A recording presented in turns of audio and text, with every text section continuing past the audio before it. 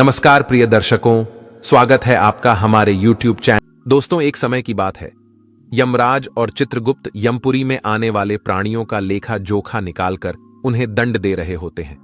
तभी उनके पास एक ब्राह्मण आता है जिसने पृथ्वी लोक पर अनेक पुण्य किए हुए होते हैं। चित्रगुप्त यमराज को उस ब्राह्मण के कर्मों के विषय में बताते हुए कहते हैं, हे धर्मराज, इस ब्राह्मण ने पृथ्वी पर अनेक पुण्य किए हैं और इसने मृत्यु से पूर्व एक गाय का दान किया है, इसीलिए मेरे विचार से इसे स्वर्ग में डालना चाहिए।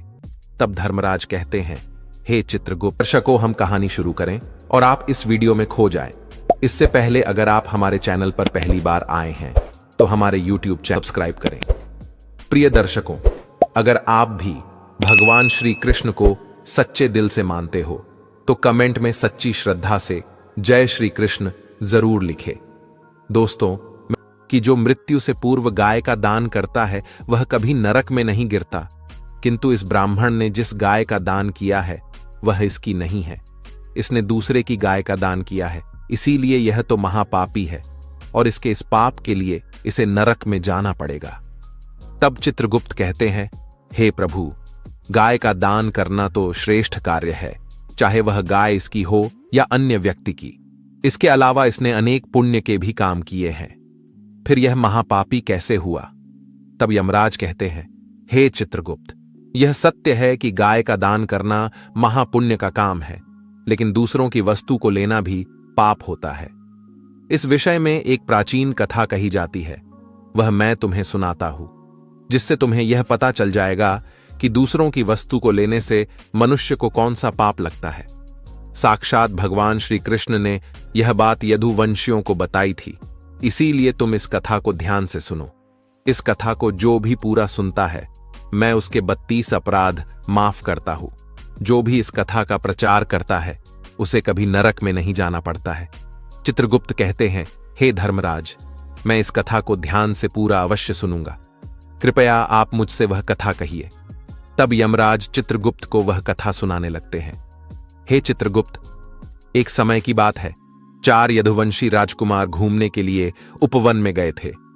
वहां उस उपवन में खेलते हुए उन्हें बहुत समय हो गया और फिर उन्हें प्यास लगी, तो वे उसी उपवन में जल की खोज में इधर उधर भ्रमण करने लगे। तभी उन्हें उस उपवन में एक कुआं दिखाई पड़ा। वे चारों उस कुएं के पास गए, लेकिन जब उन्होंने उस कुएं में झांक कर देखा तो उस कुएं में पानी नहीं था, बल्कि एक बड़ा ही विचित्र जीव दिखाई पड़ा। उस जीव को देखकर वे सभी आश्चर्यचकित हो गए। वह जीव बहुत ही विशालकाय आकार का एक गिरगिट था। उसे देखकर उनके आश्चर्य की सीमा न रही। वह जीव कुएं के अंदर फंसा हुआ था और बाहर निकलने की कोशिश कर रहा था, लेकिन वह बाहर नहीं आ पा रहा था। उस विशालकाय गिरगिट की दयनीय अवस्था देखकर उन चारों राजकुमारों को उस पर बड़ी दया आ गई।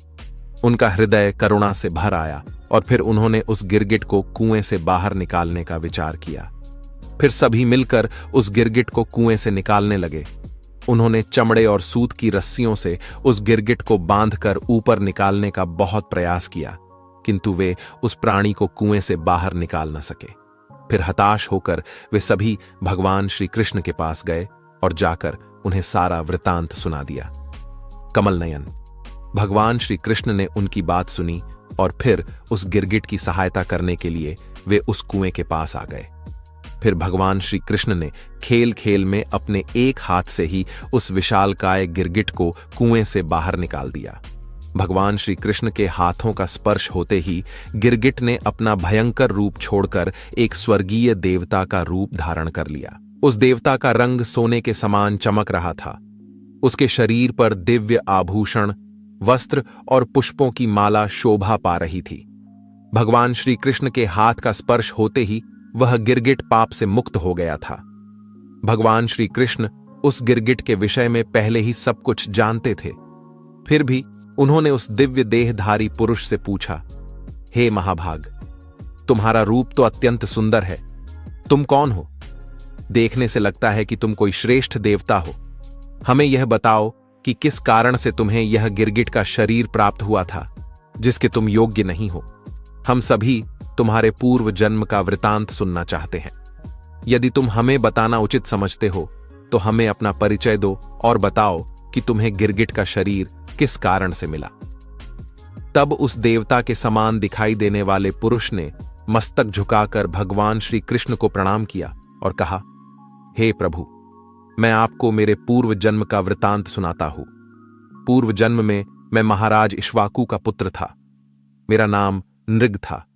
जब किसी ने आपके सामने दानियों की गिनती की होगी, तब उसमें मेरा नाम अवश्य ही आपके कानों में पड़ा होगा। हे प्रभु, आप इस संसार के समस्त प्राणियों के अच्छे और बुरे कर्मों के साक्षी हैं, इसीलिए आपसे कुछ भी छिपा नहीं है। आप मेरे विषय में भी अवश्य जानते होंगे, फिर भी मैं आपकी आज्ञा का पालन करने के लिए मैं आपको मेरे विषय में बताता हूं। हे भगवान, मैंने अपने पूर्व जन्मों में असंख्य गायों का दान किया था। वे सभी गायें दूध देने वाली, नौजवान, सुंदर, सीधी, सुलक्षणा और कपिला थीं। उन सभी गायों के साथ बछड़े भी थे। उनके सींगों में मैंने सोना मढ़ दिया था और खुरों में चांदी लगाई थी।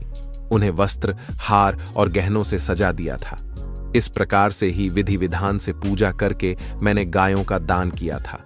हे प्रभु, पूर्व जन्म में मैंने दुखी और दरिद्री मनुष्यों की सेवा की थी।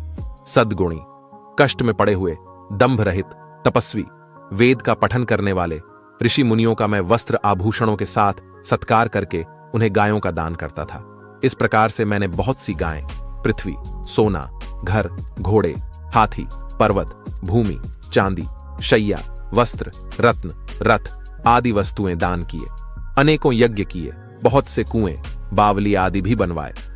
मैंने दूसरों को दान देते समय कभी अपने हाथ पीछे नहीं खींचे। जरूरतमंद लोगों को जो चाहिए वह मैंने दिया। मैंने अनेक मंदिर भी बनवाए, जलाशय बनवाए, अनेकों वृक्षों का रोपण भी किया। इस प्रकार से पुण्य करते हुए मुझसे अनजाने में एक बड़ी भूल हो गई। हे प्रभु, एक दिन देव शर्मा नाम के तपस्वी ब्राह्मण की एक गाय बिछड़कर मेरी गायों में आ मिली। मुझे इस बात का बिल्कुल भी पता नहीं चला। उस श्रेष्ठ ब्राह्मण की गाय मेरी गायों के साथ ही रहने लगी। फिर मैंने अनजाने में ही उस गाय को किसी दूसरे ब्राह्मण को दान में दे दिया।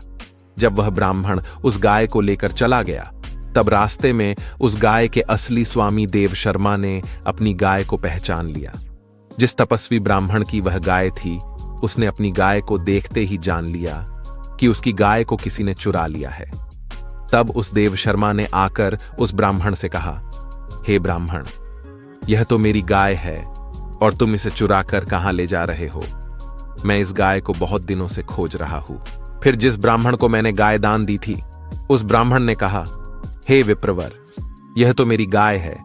महाराज नृग ने यह गाय मुझे दान में दी है, इसीलिए अब इसे लेकर मैं अपने घर पर जा रहा हूं। देव शर्मा बोला, यह गाय तुम्हारी नहीं हो सकती। मैं अपनी गाय को भली भांति पहचान लेता हूं। यह मेरी ही गाय है और तुम झूठ बोल रहे हो।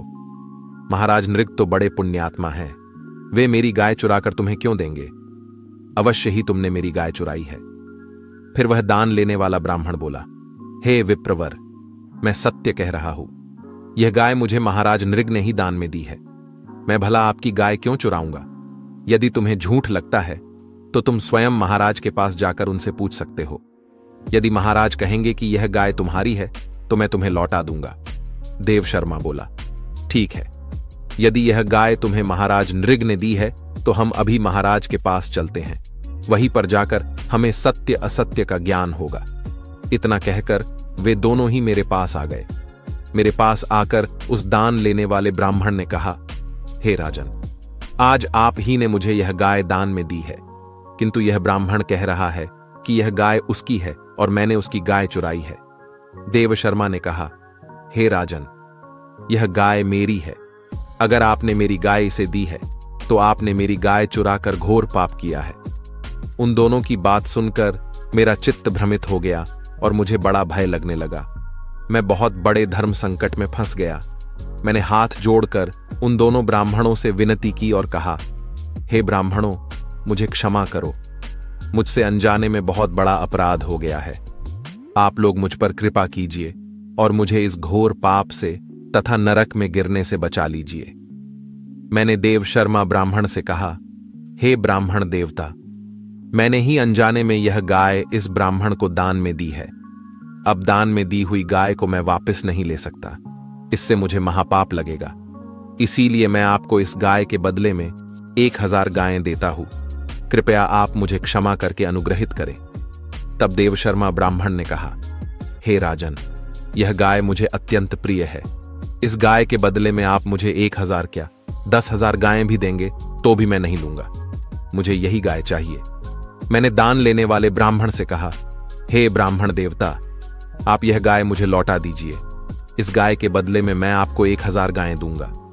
फिर उस ब्राह्मण ने कहा, हे राजन, मैं इसके बदले में आपसे कुछ नहीं लूंगा।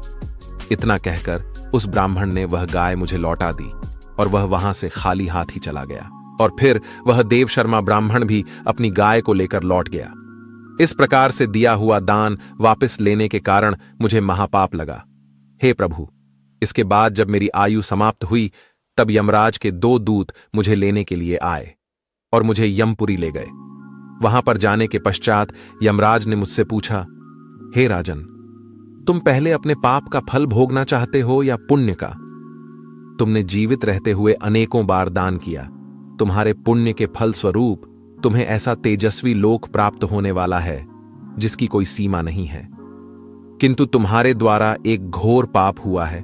तुमने दूसरे की वस्तु को अपनी समझकर दान किया है और दान देकर फिर से उस वस्तु को वापस ले लिया है। इसीलिए तुम्हें इस पाप का दंड भी भोगना पड़ेगा। इसीलिए अब तुम ही निश्चय कर लो कि तुम्हें पहले अपने पाप का फल भोगना है या पुण्य का। तब मैंने यमराज से कहा, हे धर्मराज, पहले मैं अपने पाप का फल भोगना चाहता हूं। तब यमराज ने कहा, ठीक है राजन, अब तुम्हारी इच्छा के अनुसार मैं तुम्हें तुम्हारे पाप का फल पहले देता हूं। अब तुम्हें पृथ्वी पर गिरगिट का शरीर प्राप्त होगा। जब तुम्हारे दंड की अवधि समाप्त होगी तब भगवान श्री कृष्ण के द्वारा तुम्हें मुक्ति मिलेगी। यमराज के द्वारा इतना कहते ही उसी क्षण मैं आकाश से नीचे गिरने लगा। गिरते समय मैंने देखा कि मेरा शरीर गिरगिट का बन चुका है। हे प्रभु, आज आपकी कृपा से मुझे इस गिरगिट के शरीर से मुक्ति मिल चुकी है। हे प्रभु, मैं आपका बहुत बड़ा भक्त था। मैंने सदैव आपकी पूजा आराधना की थी। मुझे आपके दर्शन करने की बड़ी अभिलाषा थी। इसी कारण से गिरगिट का शरीर धारण करने के बाद भी मेरी पूर्व जन्म की स्मृति नष्ट नहीं हुई और आपकी ही कृपा से मुझे आपके पुनः दर्शन हुए। हे भगवान, आप परमात्मा हैं। बड़े बड़े योगी और महान ऋषि मुनि आपका ही ध्यान करते रहते हैं। मैं तो अनेक प्रकार के दुखद कर्मों में फंसकर अंधा हो रहा था। आपके दर्शन करके मेरे सब दुख अब नष्ट हो गए हैं। हे प्रभु, आपके दर्शन तभी होते हैं जब मनुष्य को संसार के चक्र से छुटकारा मिलने वाला होता है। हे आराध्य देव, हे पुरुषोत्तम गोविंद, आप ही व्यक्त और अव्यक्त जगत के स्वामी हैं। हे प्रभु, आपकी ही कृपा से अब मैं दिव्य लोक को जा रहा हूं। कृपया मुझे आज्ञा दीजिए। मुझे ऐसा आशीर्वाद दीजिए कि मैं चाहे जहां कहीं भी रहूं, मेरा मन सदैव आपके चरण कमलों में ही लगा रहे।